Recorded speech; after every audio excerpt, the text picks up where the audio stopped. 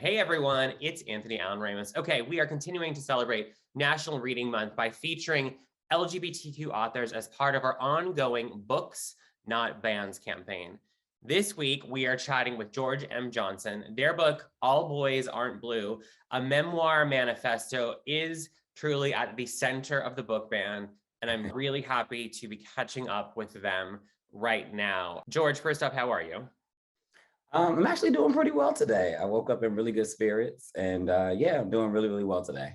I should have brought this up earlier, but George, do you feel like compelled to maybe read a specific passage or a couple lines from your book? We've been really wanting to highlight and amplify as many queer authors as much as possible, and your story is such an important one, and we'll talk all about it. But if you would like to, share a line or two or a passage, we would love that. Yeah, absolutely. I think I'm going to share a passage. Yeah, this is the one that people tend to pull the most or quote the most from the book around symbolism. Here we go. Symbolism gives folks hope, but I've come to learn that symbolism is a threat to actual change. It's a chance for those in power to say, look how far you have come, rather than admitting, look how long we have stopped you from getting here. And that's, yeah, it's the one I think that's quoted the most around symbolism and how making symbolic gestures to us actually threaten real change that we need in communities. And I do thank you for reading it. And I do want to point out before we get into some of the not so great stuff. Your book, first off, is such an important book, and it's also receiving a special recognition this year at the GLAAD Media Awards. So we're so excited to celebrate you on those special nights. So we'll see you there. But this book, I remember when it came out, 2020, right? 2020. There was a lot of excitement around it. We had, obviously you've done so much with us. And then obviously flash forward to the situation we're at now with various LGBTQ inclusive books and stories being banned from schools all over the country. I know you said that you were prepared for this. You were like, I knew this moment was coming. Tell me a little bit about that, because it's crazy that this is happening right now. Yeah, I mean, I always say, like, I was pretty much prepared for this moment to happen. I told my team very early on that I knew that this book at some point would get banned, simply because I knew that the content that was in the book was something that we hadn't seen much of being ever shared to young adults, of what the Black queer experience looked like, and how heavily I was going into details simply around what it was like to be a kid, a young adult, even going into a little bit of college years, trying to figure out what my identity was, and just also talking about some of the harder topics around sexuality, gender, racism that we deal with as young Black youth. I was also told very early on that I had a reporter was like, you have a lot of audacity to think that your book is a manifesto. And I just always say, when you know, and, I know what I know, if you know what I mean. And I knew that this book was something special very early on, which is why I called it a manifesto. And I think 2 years later, watching it be now targeted and pulled from shelves in over 20 states, we all understand that I knew I had written something really, really special that was going to have an impact on a lot of people. Negative, but also I think even more positively. On the positive side, I think there is, with this story and what you've put out, so much potential for people to feel seen, to feel included, inspired, all of the things. What is it you would hope that a reader takes away from this book, which obviously is so influenced by your own story and your own upbringing and your own journey, Yeah, it's actually really beautiful that 2 years since, it's almost been 2 years since the book has come out, that I don't have to even live in what I hope a reader takes away anymore. I've actually I have the chance to actually watch in real time what readers are taking away. And so I don't even have to live in like a place of hoping anymore. I'm watching teens be inspired, be empowered. I'm watching teens who have dealt with sexual trauma and abuse name their abusers, or, you know, be able to come to terms with removing the guilt that many of us felt when we went through those situations. I'm watching teens you know, change their pronouns because they're seeing how what my story was, and they're watching me in real time and in real life do these things. And so it's interesting because I don't, as an author in this generation, the social media generation, I don't have to live in hope. I see the messages, I see the emails, and I see the public testimony of what this book has done for so many teens. And so I'm watching them be impacted, and I'm watching them come out of this with agency and power, and being bold and brave and queer as my book jumps off. That's a sign. That's a sign somehow. The book is My falling off the shelf. yeah, that's my grandmother. She's always Yeah.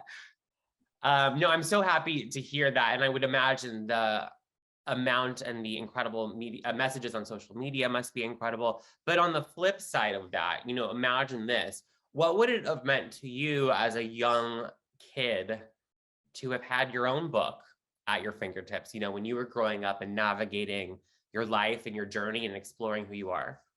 Yeah, I mean, if I had a book like this, it would have validated my experience. It would have validated my truth. It would have given me words. It would have given me resources. And I say words are important. Like when you can't name the thing you're feeling, that's a really hard spot to exist in, especially when you grow up with kids who can name the things that they're feeling and who can name their emotions, or who are comfortable in their heterosexuality, because that's what society has created as the norm. And so when you exist in a world and you don't see yourself reflected on television, you don't even see yourself really reflected in the classrooms you're in, you don't see yourself reflected in society, you sometimes feel like you're on this journey alone and that you are the outsider to what communities look like. When you then have a book that tells you that you have legacy too, and that there were people who existed before you that had those very same feelings and went through those very same emotions and experiences, it validates everything for you and it empowers you in a way. And I wish I had a text like mine when I was growing up, because it would have told me that I was right, that I was perfectly and divinely created, and that I mattered in this world, and that there were people like who were here before me, and that I too could exist in this world, and I too have existed in this world in a myriad of ways.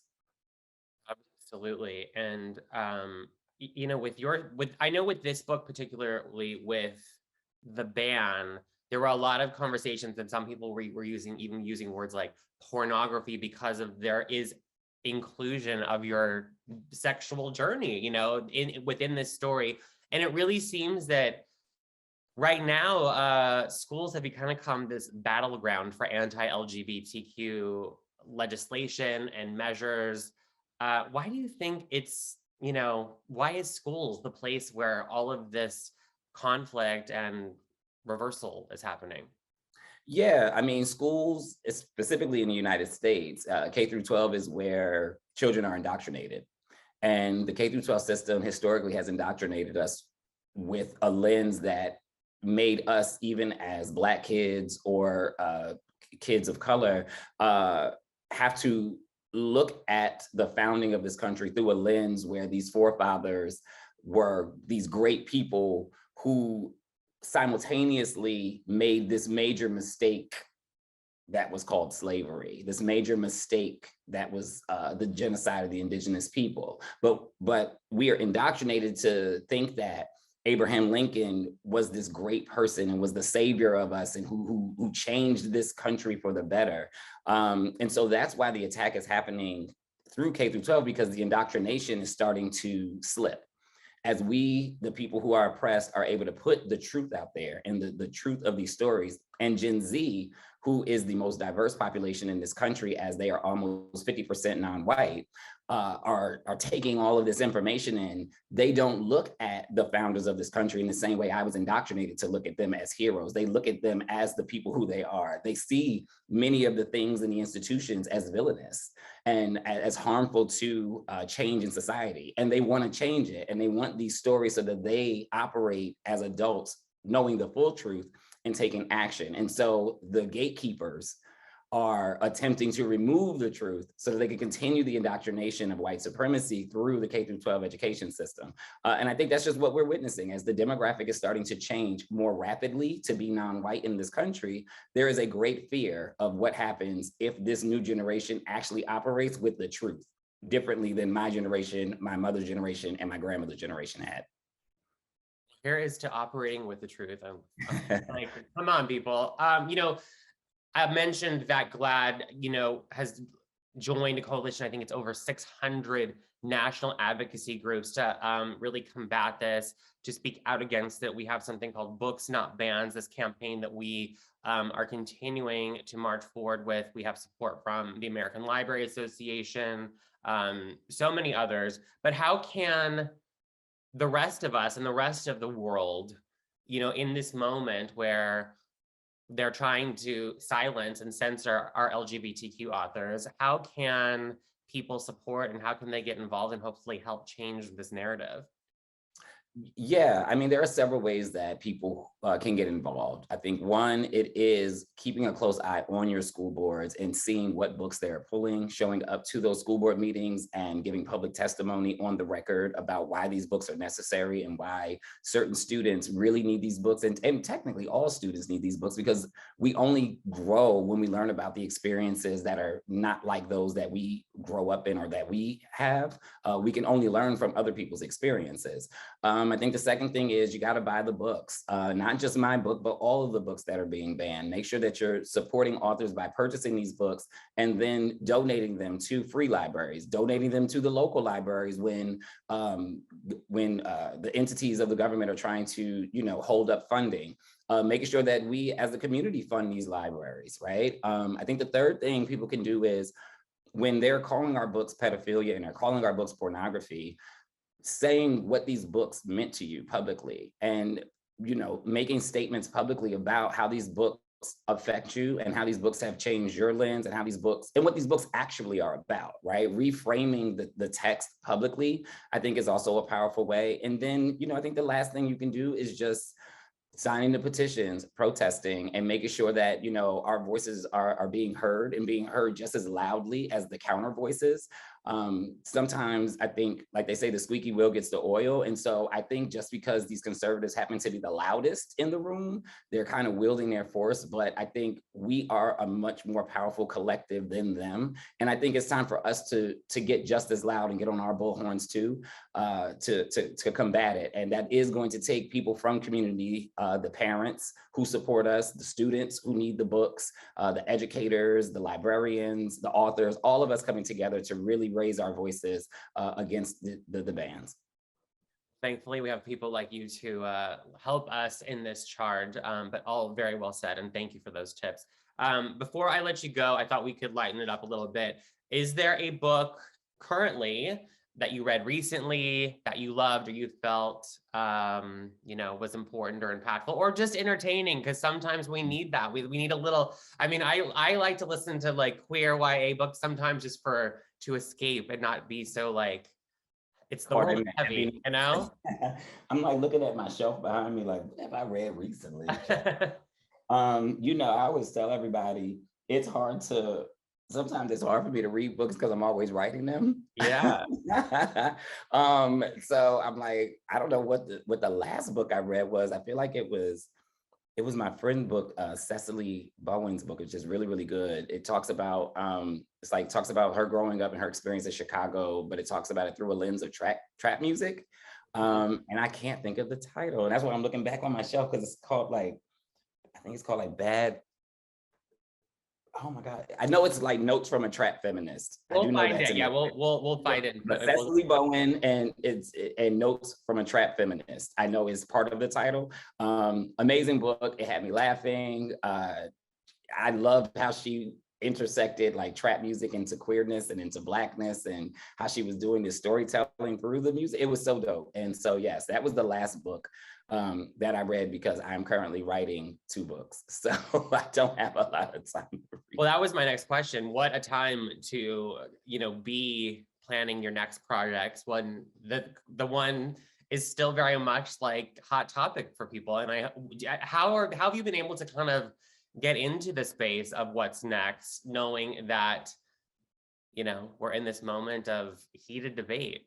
Yeah, it's really tough, right? Because I have a whole second book that's sitting behind me. We're Not Broken. It just came out in September. People are loving that book too. All Boys Aren't Blue is sucking the oxygen out of a lot of rooms. So it is a little hard sometimes, because it's like, you want to keep doing other projects, but this one project is still the baby, and it is the catalyst for everything. So we still have to focus on the baby. But we're developing it into a television series, myself, Gabrielle Union, and Sony Television. So we're about to go into the next phase of that. So I'm really excited about that.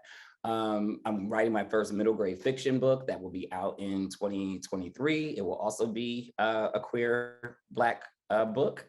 I just submitted a proposal for a really, really cool idea around a children's series of books. So, and I'm also working on a couple of other TV projects. My whole thing is, if you're going to try to deny this one queer book that I've written, then that just means I have to write 10 more. And so, because you'll just have to ban them all, I guess, right? And so that's where I'm at with it.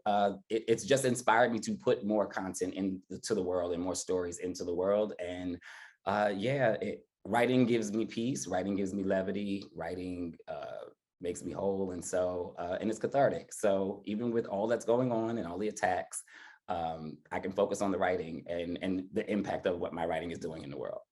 So George, with this book, just so people really understand what's happening, it's being pulled from public schools, it's being pulled from libraries.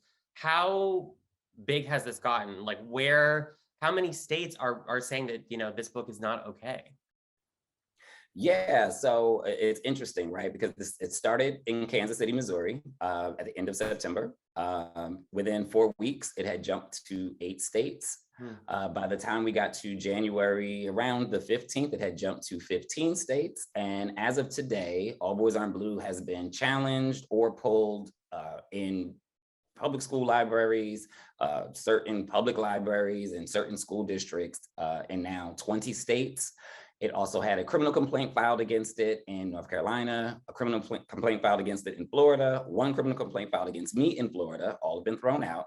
And the governor of Iowa read a passage about my sexual trauma on national television, and they are attempting to pass a law that makes it a misdemeanor for an educator to give my book, and there's 5 other books, to a young adult. And that is where we are.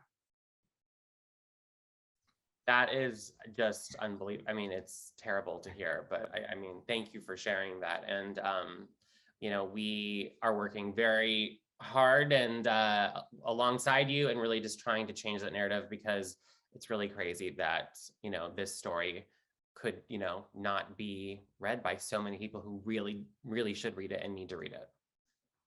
Absolutely. But the great thing is, I think what's happening specifically with my book, the story of the forbidden fruit, when you try to forbid something, it only makes it more tempting, and it has catapulted the book onto the New York Times bestseller list. The book is already in multiple languages, and we are witnessing something really transformational happening, because there were kids who didn't know the book existed. And now there are thousands of youth and parents and people who are supporters of LGBTQ people who now have the text and are getting the text. So, it's a tough period to go through, but I am also happy because the words are getting out in the world in an even larger way now. And just a reminder, everyone, you can get George's book, All Boys Aren't Blue, or any of their books that they have right now. So please check it out. Go find it online or in a bookstore if you can, hopefully. And yeah, George, like I said, we will be with you at the GLAAD Media Awards for your special recognition for this book. Yes. So, congratulations, hang in there, and we will definitely see you in person very soon. Yes, excited to walk the carpet and show off some looks. Yes, we are here for those looks. I can't wait to see. Yes.